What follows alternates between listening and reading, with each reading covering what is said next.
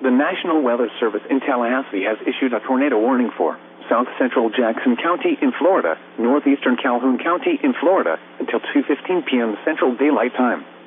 At 1:46 p.m. Central Daylight Time, a severe thunderstorm capable of producing a tornado was located near Bluntstown, moving northwest at 30 miles per hour. Hazard: tornado. Source: radar indicated rotation.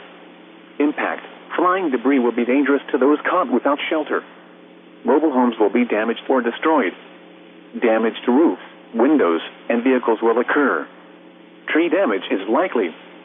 This tornadic thunderstorm will remain over mainly rural areas of south central Jackson and northeastern Calhoun counties in the panhandle of Florida, including the following locations: Red Oak, Alpha, Chasen, Union City, Chipola, Camps Head, Kenny's Mill, Sink Creek, Willers, and Nettle Ridge. Take cover now.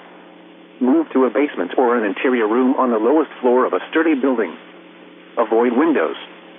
If you are outdoors, in a mobile home, or in a vehicle, move to the closest substantial shelter and protect yourself from flying debris.